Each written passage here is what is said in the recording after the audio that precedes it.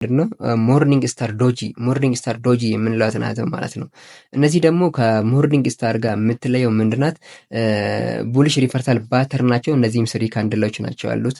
በት ፈርስት ካንድል ስትሮንግ ቤሪሽ ነው። ይሄኛው ምንድነው? የፈርስት ካንድሉ ስትሮንግ ቤሪሽ ነው ዊች ኢንዲኬት ቤሪሽ ትሬንድ ነው።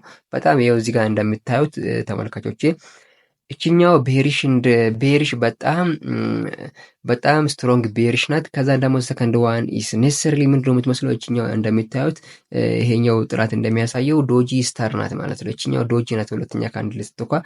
ከዛ ደግሞ ምንድነው ይሄ ሰጭሰት ኢንዲሲሽን ፖሲብሊ ዊክኒንግ ኦፍ ቢር ነው። ይሄ ምንድነው ኢንዲሲሽን የሚያመለክተናል። እቺ ዶጂ ማለት ኢንዲሲሽን ያመለክተናል። ወይም ደግሞ ፖሲብሊ ምንድነው የሚያመለክተን ዊክኒንግ ኦፍ ሴለርስ ነው። ሴለርስ በመድከማቸው ወደ መድከም አቅም እያጡ እየሄዱ እንደሆነ ነው የሚያመለክቱ ማለት ነው። ስለዚህ ይሄኛው ደግሞ ሶስተኛ ላይ ደግሞ ምንድነው የሚያሳየን ስትሮንግ ቡሊሽ ካንድል ነው ማለት ነው። የሚያሳየን ስትሮንግ ቡሊሽ ካንድል ነው which must close above the midpoint of the first bearish candle ነው። ይሄኛው ምንድነው የመጀመሪያዋ ካንድልስቲክ ቤሪሽ ናት አይደል? ከዛ ሁለተኛ ደግሞ ዶጂ ናት። ሶስተኛው ደግሞ ቡሊሽ ካንድል ምን ማድረግ አለበት?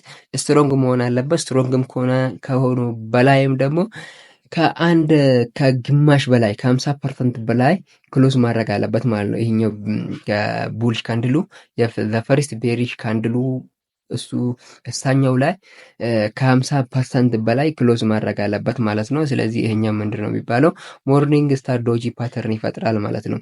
አኮርዲንግ ቱ ዘ ስታዲ በኢሜሊ ቼንን ዩኒቨርሲቲ ኦፍ ዘ ፋይናንሻል ማርኬት እንዳጠኑት በታይትላቸው ኢፌክቲቭነስ ኦፍ ዘ ካንድልስቲክ ፓተርን ኢን ሞደርን ትሬዲንግ በሚሉት ያስቀመጡት እነዚህ ሞርኒንግ ስታር ዶጂ ፓተርን የምንጠቀም ከሆነ ሰክሰስፉል መሆናችን ሬቱ ወደ 68% ነው ማለት ነው፣ ከፍ የሚለው ማለት ነው። ይሄ ደግሞ በጥናቱ እንደሚያሳየው ለ10 ዓመት በተጠና ጥናት ነው ይሄንን ያሳዩት።